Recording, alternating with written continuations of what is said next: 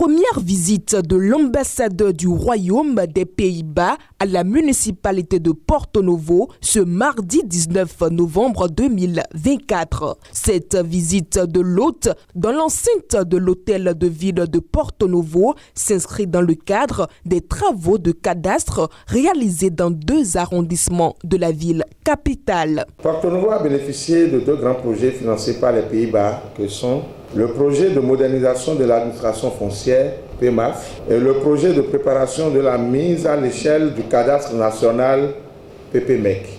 Ces 2 projets représentent une véritable opportunité pour notre commune. À l'instar de 12 communes du Bénin, les 4e et 5e arrondissements de Porto Novo sont bénéficiaires de ces projets dans la ville capitale.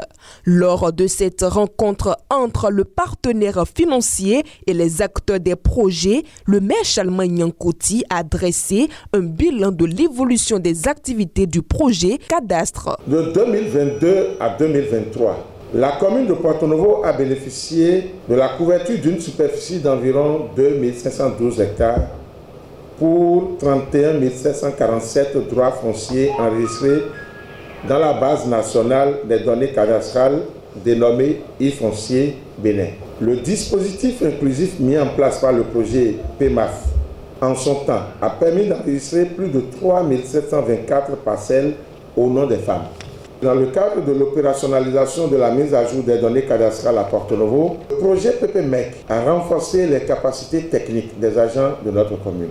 Des avancées significatives ont été enregistrées dans le domaine foncier grâce aux différentes techniques mises en œuvre dans le cadre de l'exécution du projet cadastre. 1 an après l'enregistrement collectif des parcelles dans le cadastre à Porto Novo, il y a eu des cas de parcelles morcelées, fusionnées, des cas de donation de parcelles et des propriétaires absents à l'enregistrement. Au regard des progrès notables dont bénéficient les populations des arrondissements concernés, le directeur de l'Agence nationale du domaine et du foncier ainsi que le maire Chalman Nyankoti souhaitent renforcer et pérenniser ces acquis.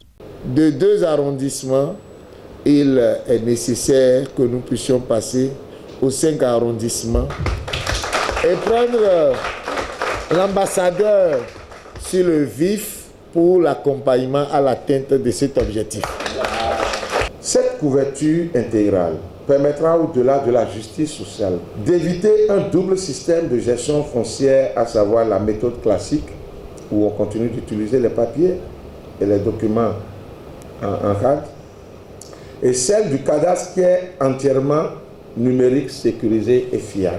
En tenant compte des impacts du projet sur la vie des bénéficiaires, l'ambassadeur du Royaume des Pays-Bas a annoncé son extension. Notre responsabilité ne termine pas ici. On va continuer et je suis très content que je peux vous confirmer ce matin qu'on peut financer une extension du PPMEC pour l'année 2025